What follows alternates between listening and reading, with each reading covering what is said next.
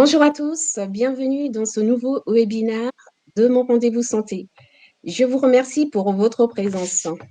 Je m'appelle Aminata Andrieux, je suis naturopathe spécialisée en micronutrition. Aujourd'hui, je vais vous donner quelques conseils pour bien démarrer l'année. Pas facile de garder la forme quand il fait froid et gris. La luminosité et les températures baissent, notre morale décroît, nous bougeons moins et mangeons plus. En conséquence, notre hygiène de vie se dégrade. Les infections virales plus nombreuses peuvent nous affecter dans ce cas. Les carences micronutritionnelles, la fatigue et la dysbiose intestinale peuvent apparaître et affaiblir notre immunité. L'immunité, c'est quoi? L'immunité, c'est la capacité de l'organisme à se défendre contre une agression, contre un dysfonctionnement. Le système immunitaire, c'est l'ensemble des organes capables de repérer une agression et ses dysfonctionnements et de mettre en place un mécanisme de défense. Nos mécanismes de défense comportent 3 lignes. La première ligne de défense est notre barrière physique, la peau, les muqueuses, le mucus et le microbiote qui repoussent, qui doivent être capables de repousser des agressions. Et si cela ne suffit pas, on a une troisième ligne qui est une réaction inflammatoire qui, dès l'entrée d'un micro-organisme ou d'une brûlure ou d'une coupure ou même de cellules malades, se met en réaction. Et à ce moment-là, à partir de là, il y a une mise en place d'une armée, justement, de guerre qui se met en place pour y faire face. Le plus souvent, cette deuxième ligne suffit. Mais si cela ne suffit pas, on passe à la troisième ligne de défense qui rentre en action et cette réaction est plutôt lente et spécialisée. Et c'est un nouveau mécanisme de guerre qui se met en place avec toutes ses conséquences. On peut jouer sur une bonne hygiène de vie pour justement accompagner notre immunité.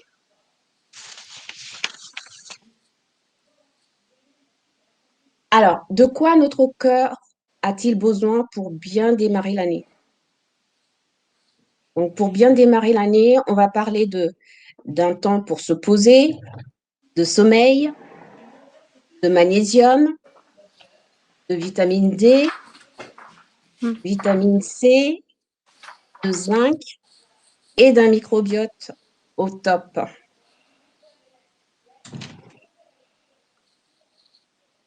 Concernant le temps pour se poser, il faut prendre du temps et décompresser pour éviter le mauvais stress. Parce que le stress en soi n'est pas un danger, au contraire. Un Français sur 2 présente des troubles du sommeil et de la fatigue à cause du stress. Et un quart de Français affirment être en permanence stressé. Et pourtant, le stress n'est pas une maladie, c'est plutôt une fonction vitale de notre organisme. C'est nécessaire. Pardon? Prenez un exemple.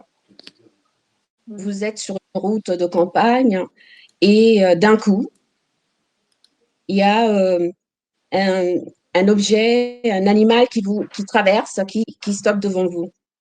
Qu'est-ce que vous faites?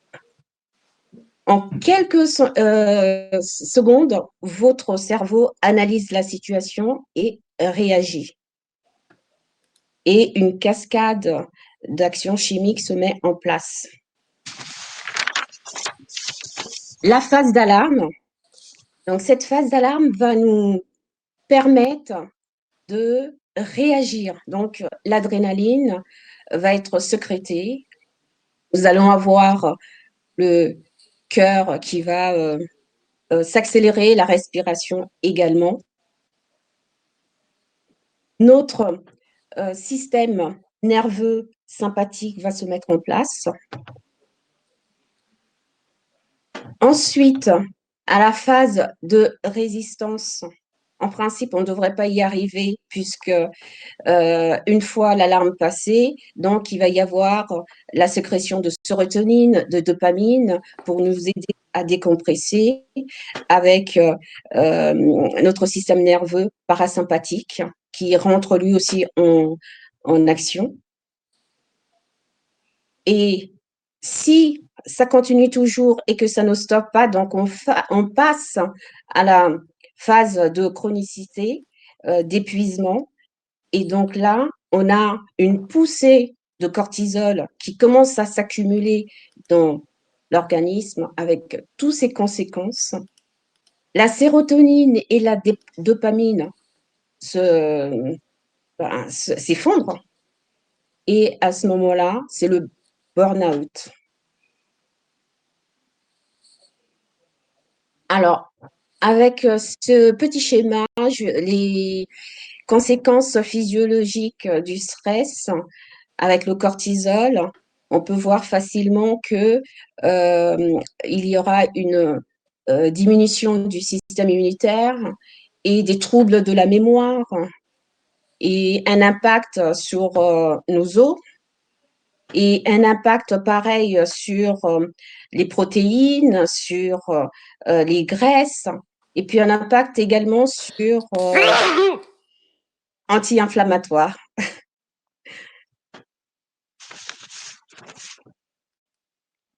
Alors, que faire? Voici 3 méthodes anti-stress simples et efficaces à adopter en toute urgence.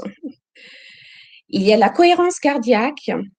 La cohérence cardiaque apporte un équilibre entre notre système nerveux sympathique et notre système nerveux parasympathique pour les rééquilibrer. Et elle est basée sur la respiration. On l'appelle le 365. Pourquoi? C'est parce que c'est 3 fois par jour et c'est 6 respirations minutes et ça dure 5 minutes. Donc, cette cohérence cardiaque, c'est tout simplement vous pouvez télécharger une application qui s'appelle le Respirelax Plus. C'est celui que je trouve le plus performant, hein. Et vous suivez la petite bille, ça monte, ça descend. Donc, vous calez votre respiration là-dessus et ça ne dure que 5 minutes. Et c'est vraiment très, très efficace. Et la durée du bénéfice est de 4 heures. Voilà, donc si vous le faites le matin, midi et soir, c'est très bien. La méditation. Pour des temps de pause efficaces, privilégiez une méditation d'ancrage ici et maintenant de 3 minutes en position assise. Ça permet de se débarrasser de nos blablas parce qu'on en a plein dans la tête. Et ces temps de pause, vous pouvez justement les mettre en place plusieurs temps de pause dans la journée. Ça permet vraiment de repartir sur de bonnes bases. Vous avez aussi les automassages qui sont très efficaces pour se relaxer. Vous n'avez pas besoin dans ce cas-là, de professionnels, hein, donc vous pouvez le faire vous-même. Vous fermez les yeux et vous cherchez le point les zones à masser. Par exemple, la main, les mains ou la nuque ou sinon les épaules. Tout simplement, avant de démarrer, frottez-vous bien les mains pour les réchauffer et relaxez-vous. Voilà, donc vous avez ces 3 méthodes anti-stress simples et efficaces. Et le sommeil. Le sommeil est très important. On a vu tout à l'heure que le cortisol pouvait avoir des impacts sur le sommeil. Donc, au niveau du sommeil, on a plusieurs cycles de sommeil dans une nuit. Donc, on peut aller jusqu'à 6 cycles. On commence du sommeil lent léger et jusqu'au sommeil paradoxal. Et c'est dans la phase de sommeil lent profond que tout va se passer. Il va y avoir l'ancrage des informations accumulées d'une journée.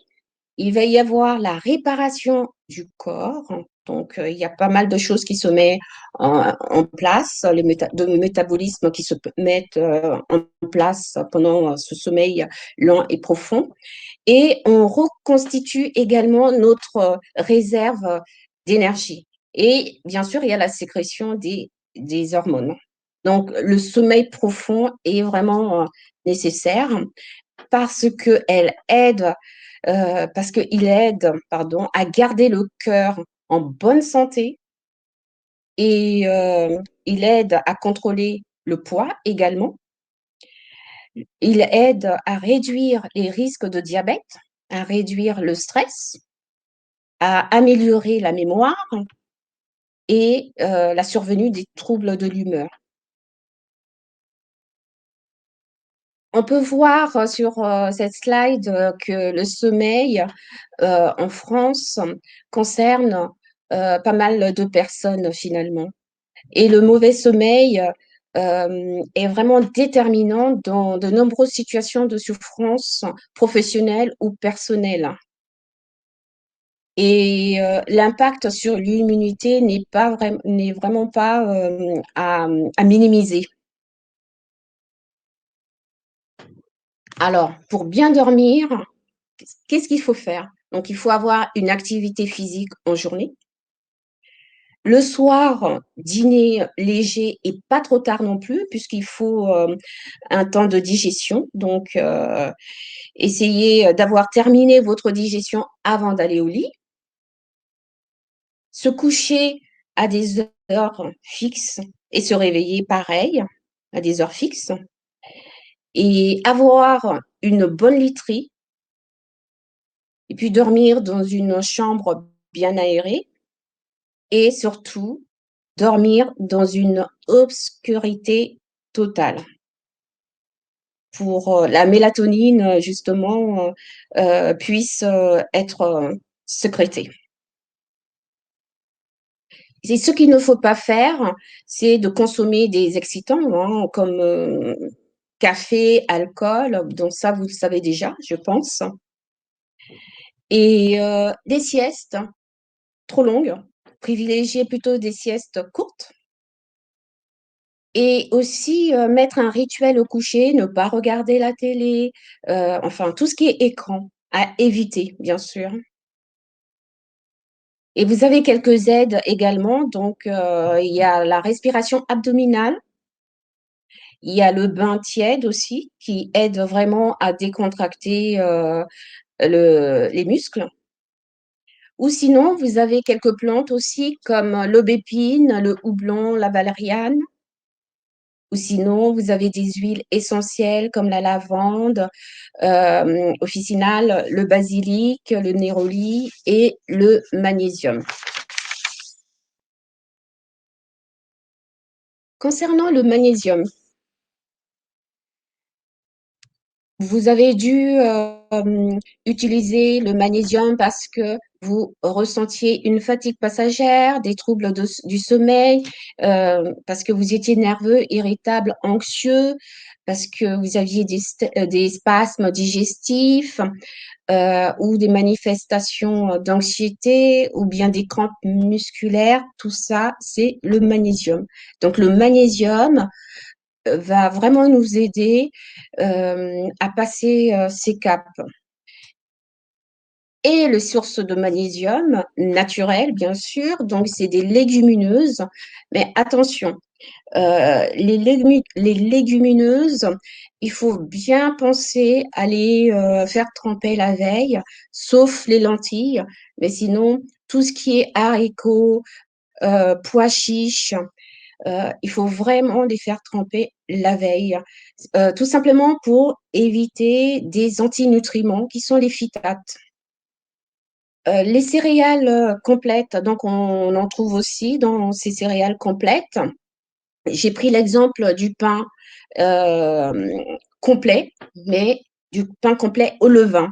Parce que si le pain complet n'est pas au levain, c'est pareil, l'antinutriment va empêcher l'assimilation des vitamines et minéraux. Donc, si vous allez à la boulangerie, demandez bien le pain complet au levain.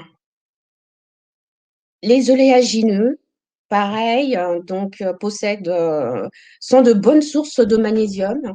Donc vous avez les amandes, les noix.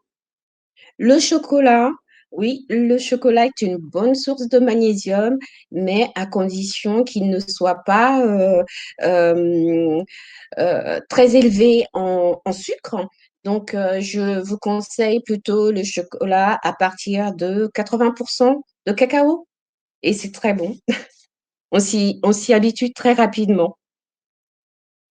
Et ensuite, vous ne pourrez plus revenir en arrière avec le chocolat qui présente plus de 50% de sucre. La vitamine D.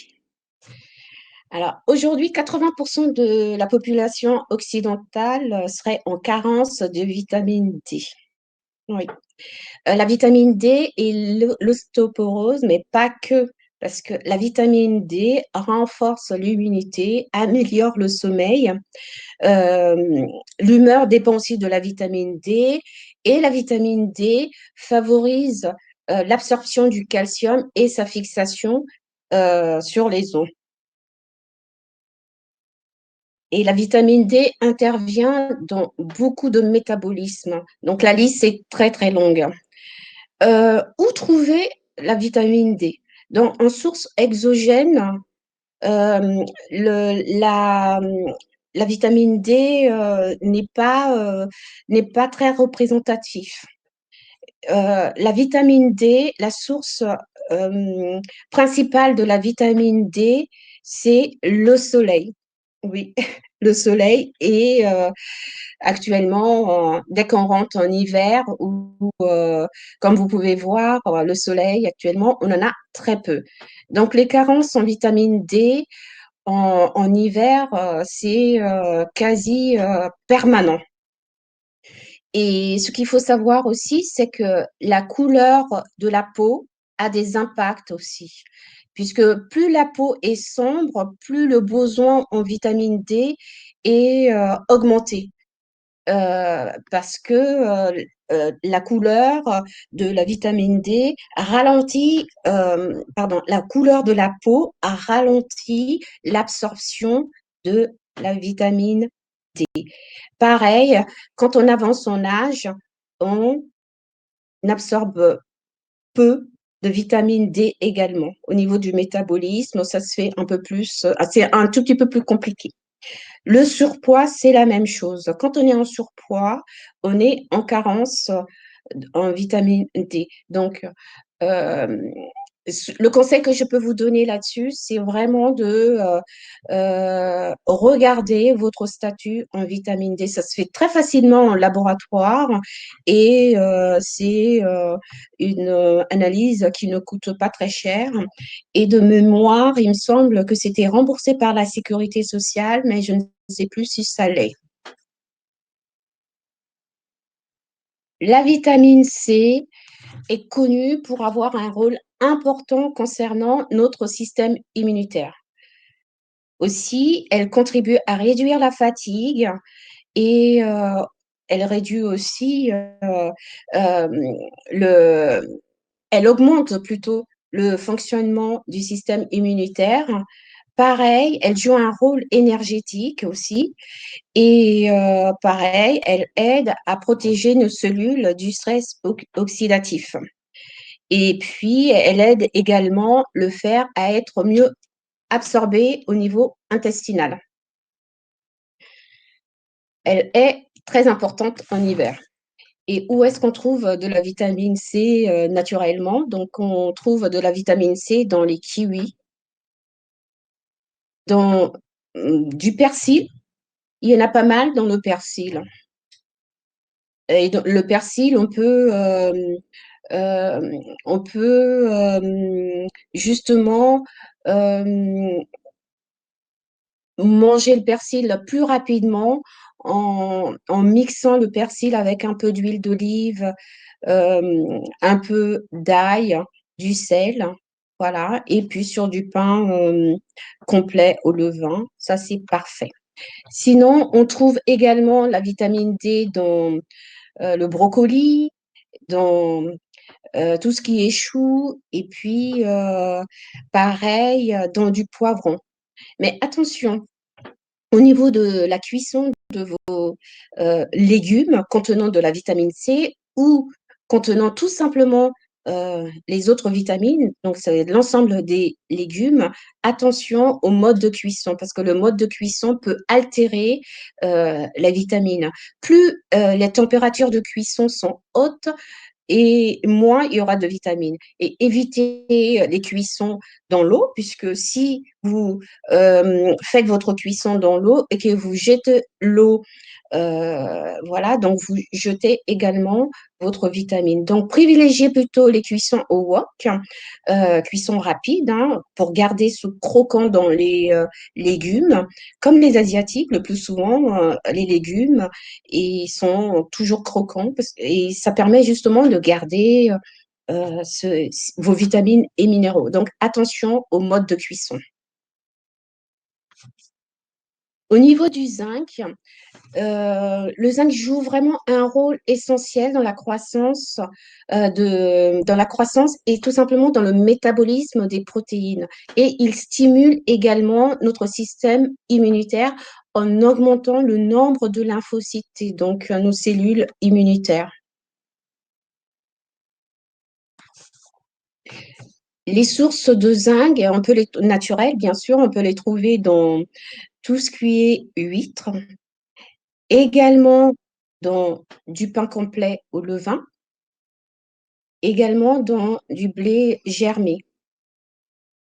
Et pareil, le phytate, c'est-à-dire les antinutriments dans les blés complets ou dans les légumineuses, peuvent réduire l'absorption du zinc ou l'absorption des autres vitamines et minéraux, ce qu'on a vu un tout petit peu plus haut. Concernant notre microbiote, il est très important d'avoir un microbiote au top, car notre microbiote joue le rôle de messager entre notre cerveau et notre environnement digestif pour assurer un bien-être. Il favorise la régulation du système immunitaire, la prévention des maladies cardiovasculaires, de diabète, d'obésité et de certains cancers, la protection contre certains troubles de l'humeur, mais il a plein de choses. On ne peut pas tout énumérer malheureusement. Le microbiote influe également sur sa force et sur la diversité bactérienne. Les conditions de l'âge de naissance influent sur notre microbiote. L'âge influe sur notre microbiote. L'alimentation influe également sur notre microbiote.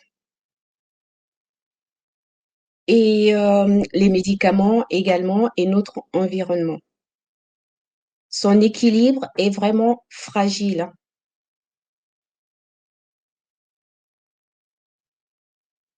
Alors, pour prendre soin de notre microbiote, on a besoin de bonnes bactéries. Et ces bonnes bactéries, on va pouvoir les trouver dans tout ce qui est de la lactofermentation, par exemple la choucroute naturelle, bien sûr, le kéfir, le kombucha. Et pour nourrir ces microbiotes, donc on a besoin de fibres. Et ça va permettre aux bonnes bactéries de se multiplier et de mieux défendre notre organisme. Et concernant ces, prébiotiques, on va les trouver dans les végétaux, comme dans les fruits, les légumes, les céréales et les tubercules.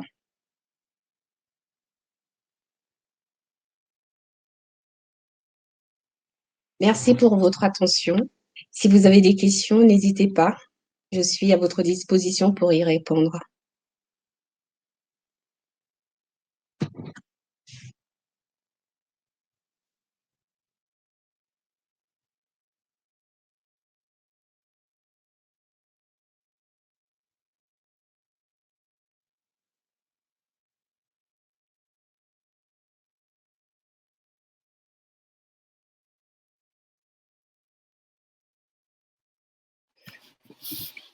Merci beaucoup, Aminata.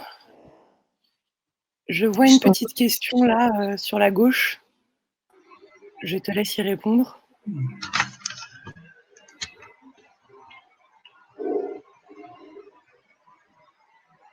Alors, cette question, c'est, alors je ne sais pas si tout le monde voit la question. Si. D'accord. Concernant la vitamine D, donc, que la vitamine D soit en gouttes ou en comprimé, ça, ce n'est pas, ça qui va jouer sur, son efficacité. Alors moi, ce que je préconise, c'est plutôt la vitamine D, D3, végétale, qui est assimilable plus facilement et qui marche très, très bien. Et c'est une vitamine D qu'on peut trouver sous forme de gélules ou sous forme de gouttes.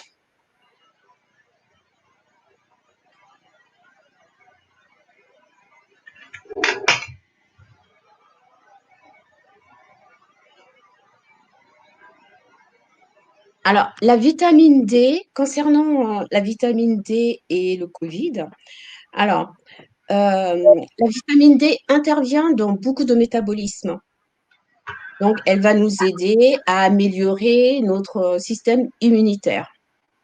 Donc, c'est vrai qu'il y a beaucoup de bruit là-dessus, mais pour le moment, je pense que les scientifiques n'ont pas encore trouvé le lien exact entre vitamine D et Covid. Euh, dans tous les cas, ce qui est sûr, c'est que la vitamine D aide à avoir une immunité au top. Donc, quand on a une immunité au top et quand on n'est pas carencé en vitamine D parce que justement on est en hiver, parce qu'il n'y a pas de soleil, donc euh, on a beaucoup plus de enfin, malchance de justement avoir des infections.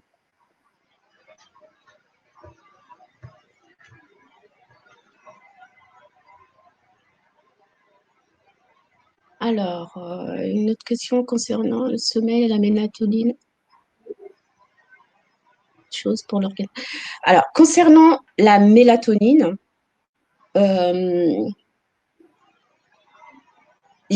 généralement, je suis contre la prise systématique de complémentation parce que on peut tout trouver dans notre alimentation ou dans une bonne hygiène de vie. En sachant que la mélatonine est sécrétée dès l'âge de 3 mois, puisque les enfants, les bébés commencent à faire leur nuit complète à partir de 3 mois parce que la mélatonine a été mise en place et jusqu'à l'âge avancé. Et à un moment donné, c'est vrai que quand on prend de l'âge, on sécrète moins de vitamines, de mélatonine.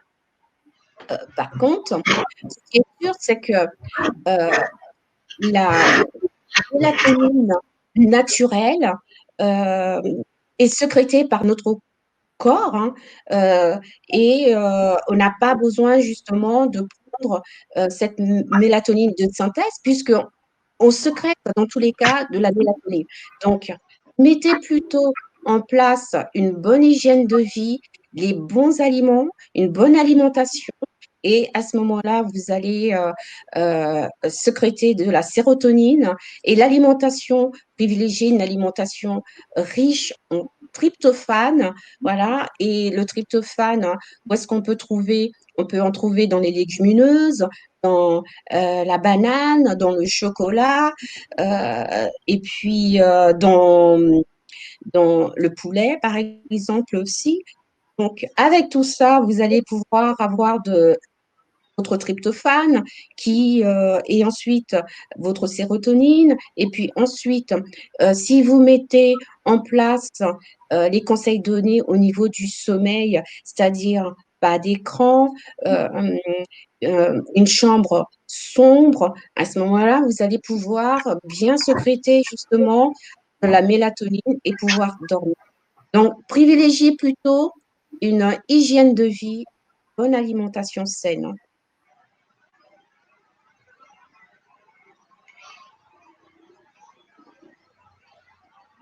Par le sommeil, c'est bon. Pourquoi le Covid se développe aussi?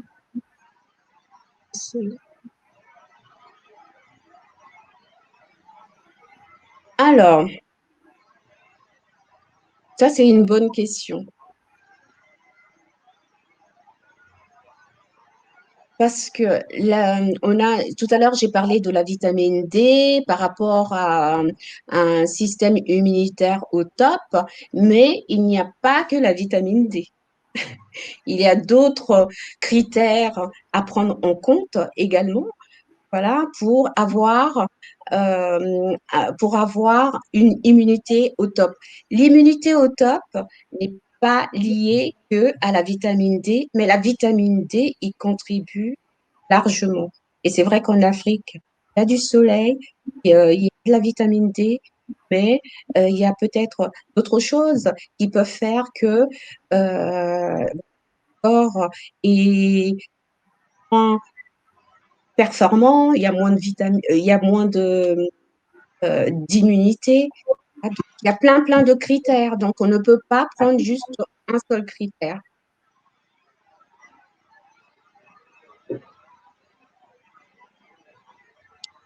Alors, la spiruline fait partie des super aliments que je conseille souvent. Et c'est vraiment un aliment, quelque chose que vous pouvez prendre sans problème, hein, pour ma part, hein. Mais attention à la provenance de la spiruline, tout simplement. Donc, regardez bien les étiquettes. Et souvent, des personnes me disent que oui, on a du mal à prendre la spiruline parce qu'il y a un goût qui n'est pas toujours facile. Bon, ça existe aussi en tablette. Mais c'est un super aliment très intéressant. Alors, concernant la luminothérapie, oui, donc la luminothérapie est bénéfique, bien sûr. En hiver, on a très peu de soleil, enfin, on n'en a pas du tout d'ailleurs, ou quasiment pas, et d'où les dépressions saisonnières. Donc, la luminothérapie va pouvoir agir au niveau de nos yeux, hein, tout simplement, et pouvoir justement jouer sur notre rythme circadien, jour-nuit. Et ça va nous apporter justement ces, ces effets bénéfiques, hein, sur nos réactions chimiques. Et c'est quelque chose que je conseille vraiment. Quand on peut avoir cette luminothérapie, faire cette luminothérapie, n'hésitez surtout pas. C'est quelque chose qui marche très bien.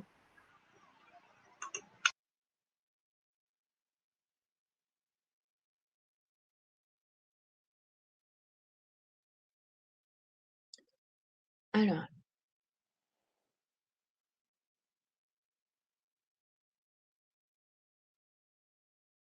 Alors, les aliments phares à privilégier, donc déjà, pour moi, je pense que ce qu'il faut mettre en place, ce sont une alimentation saine, des légumes de saison, des fruits de saison, qui sont vraiment quelque chose primordial.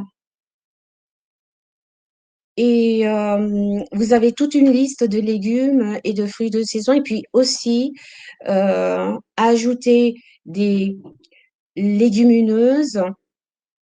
Et puis, ajouter également des super aliments qui sont la spiruline, qui sont aussi les graines de chia, les graines de chanvre, les aromates, les épices. Tout ça, c'est très important pour une alimentation saine. Et les alimentations à bannir absolument, donc, c'est vraiment tous les aliments industriels qui comportent du sucre ajouté, parce que dans les aliments industriels, les plats préparés, les, les biscuits, les viennoiseries, euh, tout ce qui n'est pas brut, il faut considérer qu'il y a du sucre ajouté systématiquement. Même si c'est bio, attention, c'est pas parce que c'est bio que c'est bon. Donc, regardez toujours. Euh, le sucre, il faut savoir que le sucre, dans le cadre du cancer, donc, est mauvais. Donc, ça, je ne vous apprends rien là-dessus. Il faut tout simplement euh, faire attention à tous ces aliments industriels parce que il va y avoir une compétition entre les cellules cancéreuses et les cellules non cancéreuses. Donc, si vous consommez une alimentation saine, par exemple, je pars sur une orange. Vous mangez une orange, l'orange est sucrée et donc vous la mangez entièrement. Vous avez des fibres de l'orange qui vont ralentir l'absorption du sucre. Donc, du coup, vos cellules saines et les cellules cancéreuses vont avoir les mêmes doses. Il n'y aura pas de compétition gagnant-perdant. Par contre, si vous prenez cette orange et euh, que vous l'extrayez le jus, enfin le jus d'orange, si vous buvez tout simplement le jus d'orange, vous allez avaler euh, trop rapidement le sucre et donc ça va passer dans le sang tel que il n'y aura pas de fibres pour ralentir l'absorption du sucre. Donc du coup, vous allez favoriser les cellules cancéreuses par rapport aux cellules saines. Et ce sera ainsi pour tout aliment avec, avec du sucre ajouté. Parce que le sucre ajouté, euh, tout simplement le sucre industriel, hein, va avoir une absorption beaucoup plus rapide. Alors que si vous prenez une alimentation, enfin un aliment euh, euh, brut, donc là, euh, il y a du sucre certes, mais il y a des fibres également qui vont justement ralentir l'absorption. Donc, éviter tout ce qui est industriel, vraiment supprimer si vous pouvez. C'est vraiment le conseil que je peux donner là-dessus.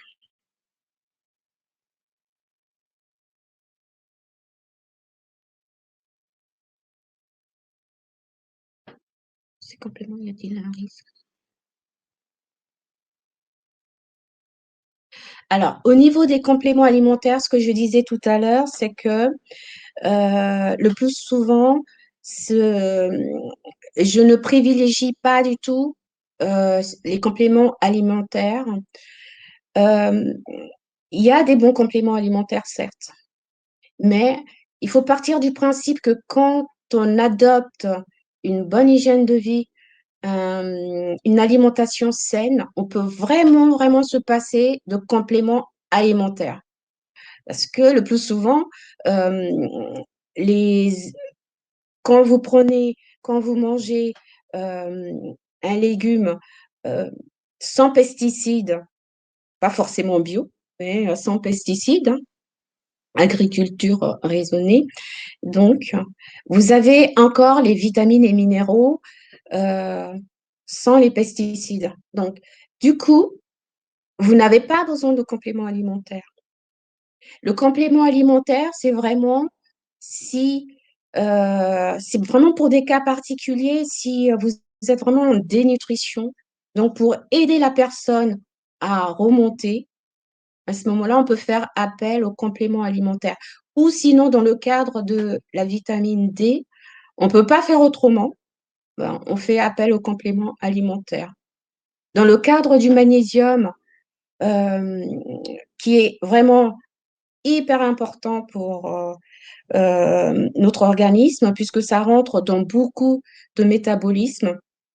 C'est pareil, si la personne est toujours stressée, et parce que le stress fait fuir le magnésium, hein, parce que quand on est en phase d'alarme, à ce moment-là, euh, tout est mobilisé par notre organisme, eh bien, il y a une forte consommation de magnésium. Et quand on est en manque de magnésium, on est fatigué, on n'est pas bien. Voilà. Et le moral, pareil aussi. Donc, du coup, à ce moment-là, en complément alimentaire, pourquoi pas? Comme quoi, les compléments alimentaires, c'est vraiment au cas par cas. Donc, c'est ce que je conseille, hein. Il faut vraiment faire attention, puisqu'il y a du bon et du mauvais, comme toujours, comme partout. Donc, attention aux compléments alimentaires. Et c'est souvent, voilà, c'est pas parce que c'est naturel que c'est forcément bon. Prenons l'exemple d'une plante.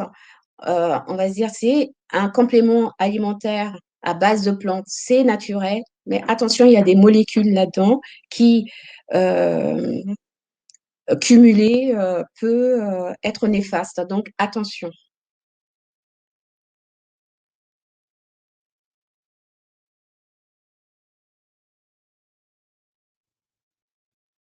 Alors, euh, alors euh,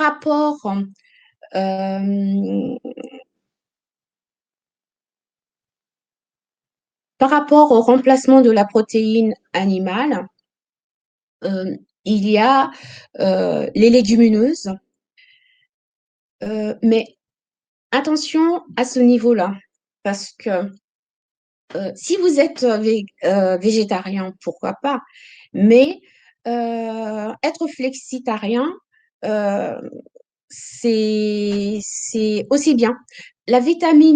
Pardon, la protéine est très, très importante pour notre organisme. C'est vraiment notre brique, une fondation. Donc, attention, il faut vraiment veiller à ne pas être en manque. Euh, je conseille euh, de remplacer ou de consommer la protéine animale ou de remplacer des protéines animales par les protéines végétales. Mais attention, parce que dans les protéines végétales, on n'a pas toutes les protéines ne sont pas complètes.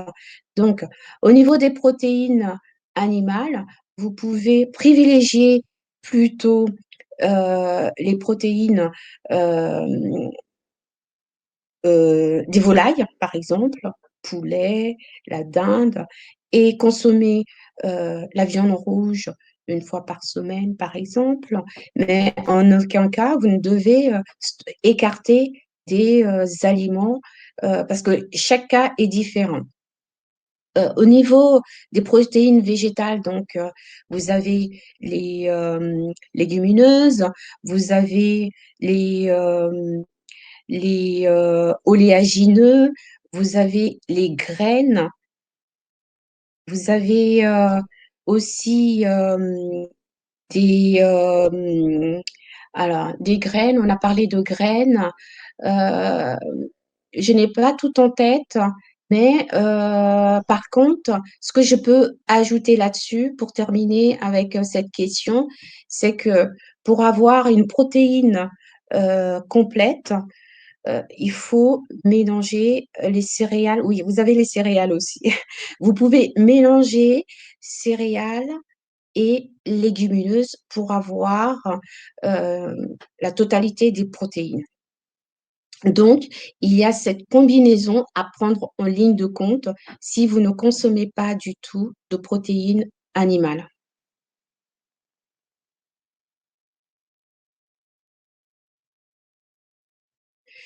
Je vois qu'il n'y a plus de questions.